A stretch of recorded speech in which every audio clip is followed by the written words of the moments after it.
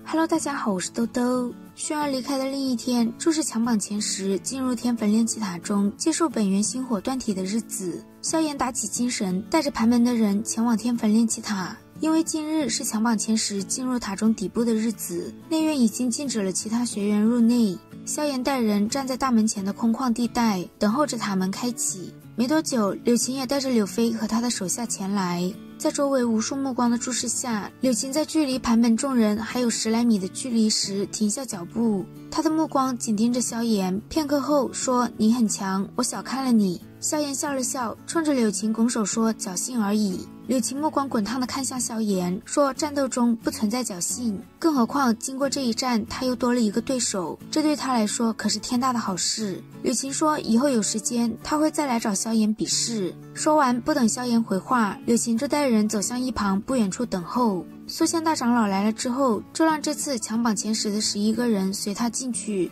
入塔后，紫妍向萧炎抱怨自己最讨厌来这里了。萧炎知道紫妍因为本体是魔兽，对火焰一直有着排斥的心理，再加上他已经进入了斗王级别，星火断体对他来说作用不大。苏谦无奈地瞪了一眼紫妍，随后让萧炎等人一路跟着他前行，不要单独行走，到了下面几层也不能随意走动，不管有任何动静都不能四处查看，否则这会取消他们的资格。在苏谦的带领下，萧炎等人来到了一处极为宽敞与空荡的塔内空间。萧炎11人在苏谦和其他长老的安排下，坐在了特制的玉台上。11个被能量罩包裹的本源心炎出现。苏谦告诉他们，本源心炎极难获得，每年费尽内院极大的人力，运气好的情况下也只能获得3到4团。本源心炎对斗王以上的人没有太大的作用，但却可以为斗王之下的人铺平晋级斗王的道路。不过断体之痛不是一般人能够承受的，一个不慎不仅会失败，还会对自身造成不小的伤害。而每一届的强榜前10中都有一半的人会断体失败。斗王是大陆强者的分水岭，就算知道有一定的风险，也没有人愿意放弃。苏谦让他们闭目成神，不要分心，万一出现问题，他们会出手相帮。当无形火焰钻进萧炎等人的头顶后，所有人的身体都出现了不同程度的颤抖，脸全部都变得通红。苏谦吩咐身旁2位长老看紧点，别让他们出了岔子。之后，他的目光瞥向身后巨大的山洞，问旁边的长老陨落心炎最近怎么样了，有没有动静。他身旁的长老说，最近这段时间陨落心炎十分平静，不曾出现过一点波动。听到陨落心炎最近没有动静，苏谦的脸色逐渐变得凝重。这么多年以来，陨落心炎一直在冲击着封印，现在毫无动静，反倒像是在酝酿着什么一般。虽然长老们告诉苏谦，之前松动的封印已经彻底修补好了，但异火乃是天地间最具毁灭性的力量，一旦出现差错，整个内院顷刻间都会被毁掉。苏谦让他们派人注意陨落心炎，一有动静立刻发信号。他也已经通知了外院，一旦陨落心炎出现问题，就会有人火速赶来。吩咐完后，苏谦便下到最后一层查看陨落心炎的确切情况。此时的萧炎正承受一种深入骨髓的痛，在无形火焰进入他的身体后，那股火就像不把他烧成灰烬就不罢休一样。好在萧炎的意志力十分强，再加上因为炼化过青莲地心火，对异火还是比较适应的。萧炎因为好运扛过了最痛苦的时期，但其他人就没有这个运气了。很快接连5名强榜高手都断体失败，好在有长老们的帮助，他们受的伤并不大，休息一段时间就能恢复过来。3天后，当萧炎6人心炎断体接近尾声时，天坟炼气塔的最底层，一直关注着陨落心炎动静的苏谦脸色大变，他感受到一股极其庞大的能量流动。苏谦仔细地观察地底岩浆世界，一股极为狂暴与磅礴的能量从岩浆底下涌出，打破了岩浆世界的平静。苏谦不知道陨落心炎究竟做了什么，能量竟然变强了这么多。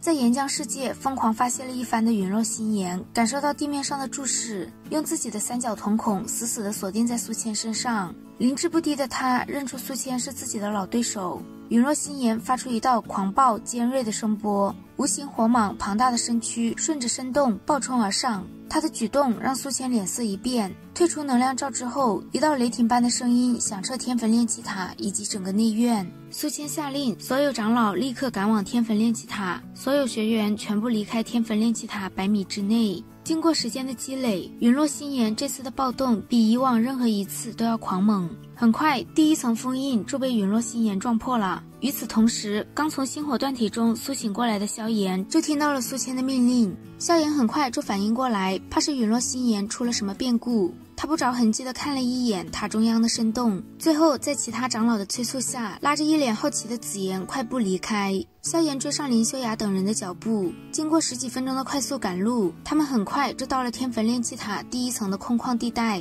就在他们即将出塔的时候，塔内洞口处的能量罩就被陨落心炎撞到爆开，能量罩爆裂，一股足足几十米大的血色岩浆柱暴动而出，狠狠地撞击在天焚炼气塔的塔尖上。好在塔尖还有一层薄薄的黑暗能量罩，将陨落心炎拦了下来。失败之后，陨落心炎并未退去，而是在萧炎等人的目瞪口呆中，缓缓从火浪中探出了一个庞大又狰狞的头颅，望着仅仅露出一个大脑袋以及一截身躯的无形火蟒，萧炎喉咙微微滚动了一下。药老惊讶地说，没想到陨落心炎已经进化成了这般模样。此时的陨落心炎几乎与寻常的魔兽没有太大的差别。萧炎焦急地问药老现在该怎么办，陨落心炎如此恐怖，难道要直接抓捕他？对于萧炎的问话，药老嗤笑一声说，直接抓捕换做他全盛时期还差不多，现在还是安静地等待内院的举动。无形火蟒瞥了一眼萧炎这群人后便收回目光，紧盯着塔尖的暗色能量膜。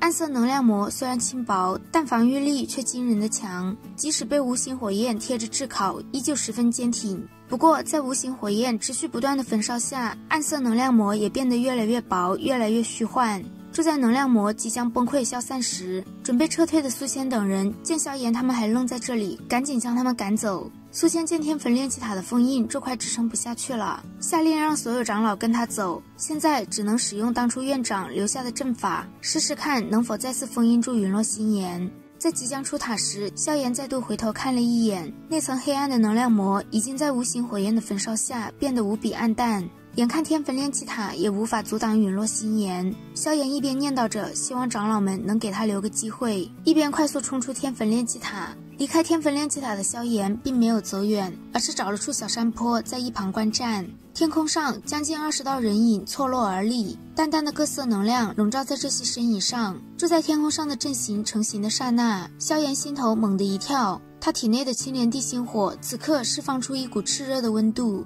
萧炎知道封印就要破了，一道山崩地裂的爆炸声响彻天空，坚固无比的天焚炼气塔塔尖轰然爆裂，炽热的岩浆柱在一道道骇然的目光中从塔尖爆冲而出。很快，天焚炼气塔附近几十米就成了一片火海，无形火蟒从岩浆中爆射而出，巨大的三角眼瞳中充斥着狂喜。苏千见陨落心炎这么快就冲破了天焚炼气塔，火速下令让所有长老结千层封阵。悬浮在天空上的18位长老很快就构建出了一副非常严密的能量网。天空上的能量网覆盖的范围实在太大，停留在附近的萧炎也被包裹了进去。而已经尝到了自由甜头的无形火蟒不甘心再回到岩浆世界，仰天发出一道声波攻击。萧炎在他发出攻击时就降到了地面的火海中，借助青莲地心火包裹身体，不仅周围的火海对他没有丝毫伤害，还为他提供了最好的遮掩条件。看着天空中即将打起来的双方，萧炎十分激动。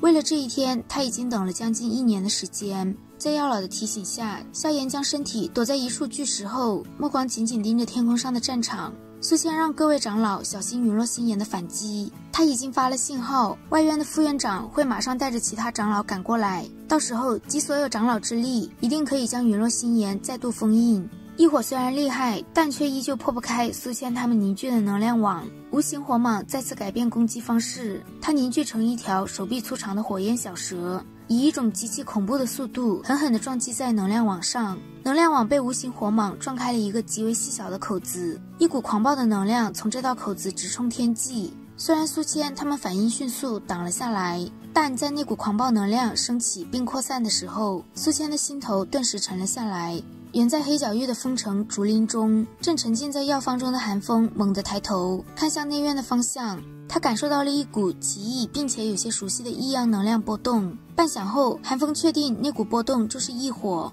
他猛地站起身来，吩咐手下帮他将黑角域与他交好的强者聚集，其中便包括了与萧炎有仇的雪宗宗主范劳。好啦，今天的视频豆豆就讲到这里啦。如果喜欢豆豆的视频，欢迎点击订阅关注，我们下期再见，拜拜。